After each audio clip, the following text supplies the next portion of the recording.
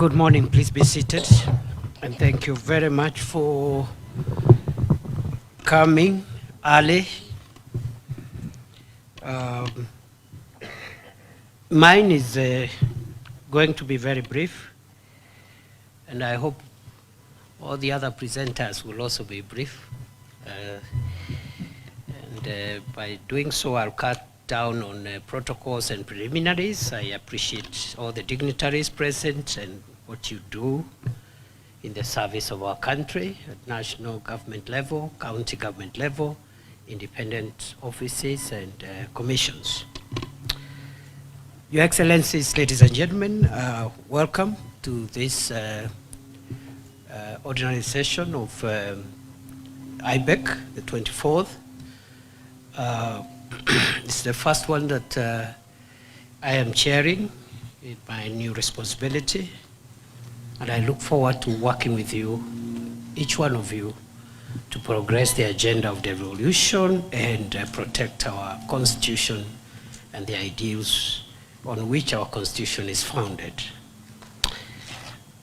I look forward to a collegial, consultative, and cooperative engagement, not just for this meeting, but for our other engagements, because Article 6 of our Constitution and all the enabling laws on devolution do not anticipate adversarial engagements. The Constitution says that all our deliberations and engagements must be done in the spirit of consultations, mutual respect, and cooperation. And I think that should really inform us as we go forward. I also want to congratulate the new leadership of the Council of Governors, Chairperson, the Honorable Abdullahi, Governor of Wajir, Pongezi, Governor, Chair, and I wish you well. Vice Chair Mutai Kahiga, Governor of Jerry County, congratulations. And all the chairpersons of, there is a whip, but this is a renewal of mandate. There will be a whip for how many terms now? 2. There are no term limits. So, Pongezi, Governor Sang, my friend, a whip, and all the chairpersons of the various committees of the Council of Governors. I look forward to work with you, each one of you, again to further the interests of our country and our counties. Excellencies, ladies and gentlemen, the Constitution of Kenya has very high expectations on devolution. Very high expectations. Devolution will bring more responsible and accountable governance at the local level, at the grassroots. The decision making and identification of priorities will be more consequential to the people because it's being done at the local level, and more cohesive communities will be formed at that level because governance is being propelled from the local level. The Constitution also creates very high expectations on the issue of allocation of resources equitably to ensure our country develops equitably. And much has been achieved since 2013, since actually 2010, but particularly under the auspices of IBEC, much has been achieved since 2013. And I'm also happy to note that some progress have been made towards implementation of the resolutions of the immediate ordinary session of IBEC.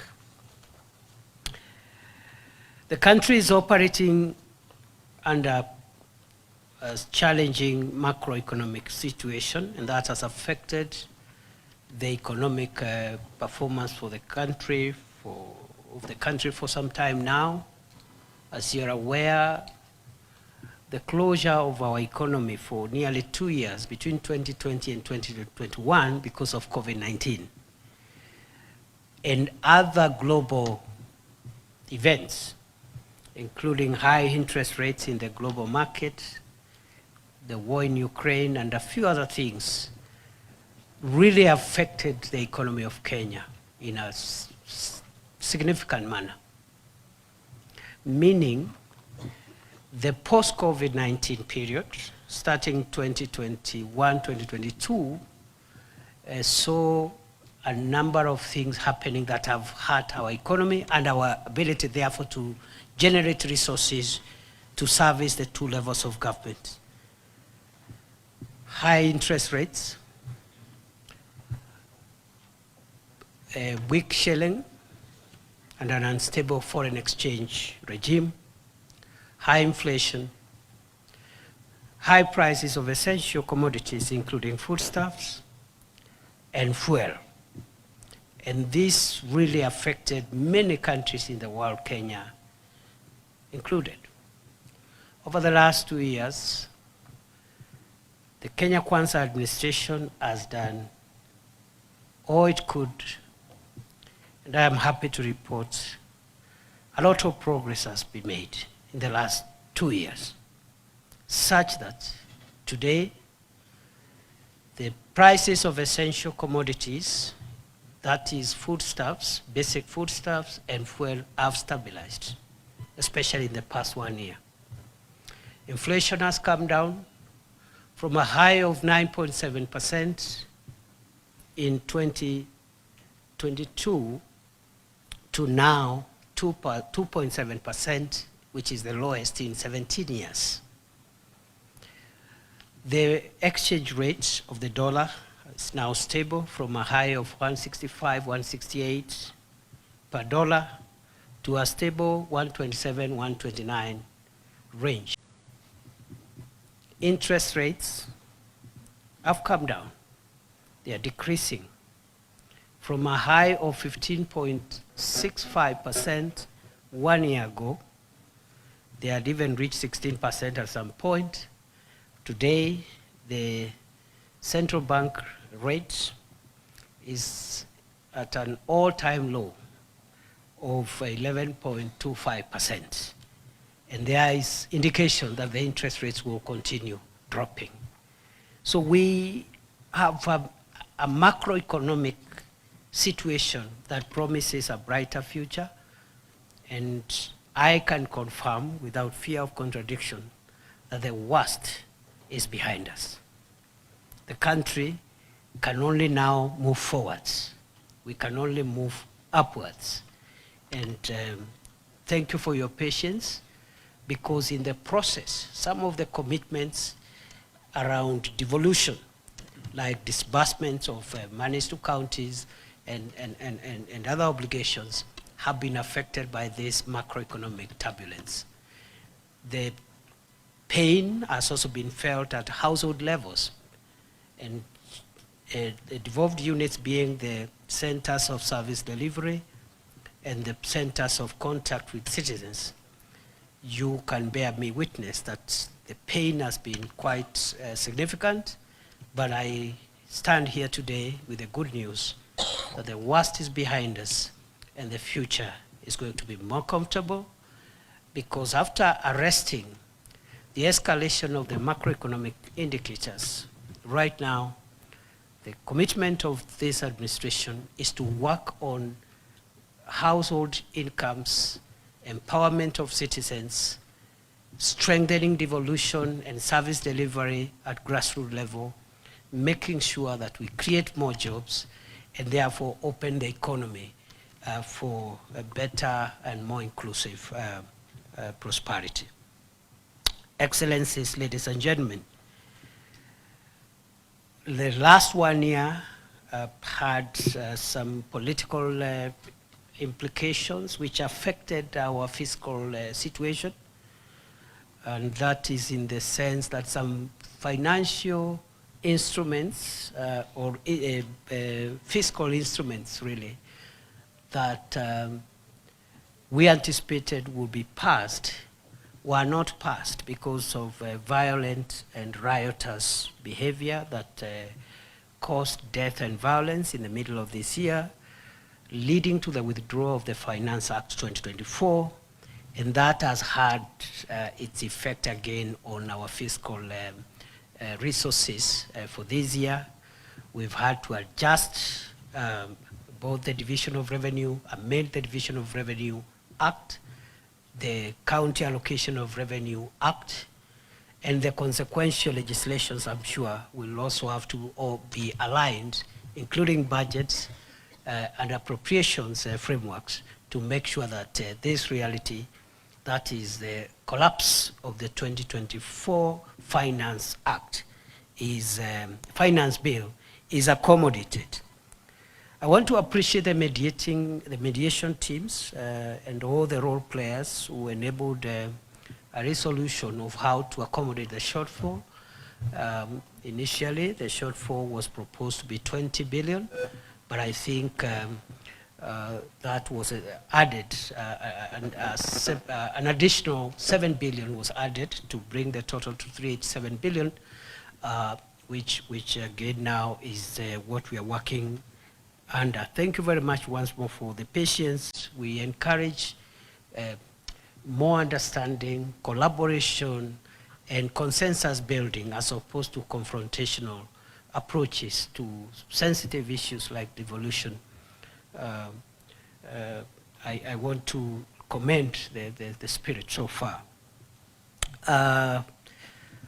We have had an issue of timely disbursements of county resources. I am informed by the CS for the National Treasury some progress has been made. I'm told November is still outstanding, and I am also told that next week, November, will be sorted out so that we try and regularize the delays. I am also aware there are other issues involving access to the development funds. Other than the delay in disbursements, there is also further delay down the chain because of the accountability procedures involving the Office of the Controller of Budget and the spending by counties. That discussion, we must face it head on and resolve it. We cannot have a situation where counties and county governments receive money, they're unable to spend it, but on the other hand, we must insist that accountability is for all of us. And therefore, we must have a way of bridging the gap between the viewpoints by the Council of Governors and the Controller of Budget to make sure that we assist both institutions, the COB and the COG, to deliver on their mandate. No institution has a right to frustrate the other. Both are pursuing legitimate interests, national interest, but at the same time, we must not use our mandates either to frustrate or to delay the delivery of services to the people of Kenya. Having said that, I think it's my very big pleasure to be here this morning. I hope we'll have very good deliberations. I hope we will crystallize some of the issues that needs to be escalated to the summit, the Intergovernmental Relations Summit, which will be held on Monday. And so my plea, as I finish my remarks, is we keep the presentations brief and focused and succinct. And please, let's just, we can achieve a lot in the next 1.5 hours so that we can also release each other for other engagements which are equally competing, and all of us are busy people, whatever we are doing. I wish you well. I look forward to working with you, and I am in familiar territory because 10 years of my public life I spent in the Devolution family. So I'm happy to be back home. The security people had stolen me for a while, for 2 years. It was also a very good experience, but I'm happy to be to be back to the Devolution family in one of the many roles that now I am undertaking. Thank you very much, and I wish you well. And what is the next item? I resume my position, and then maybe you will tell us what the next item is, and then we run through the agenda. Thank you very much.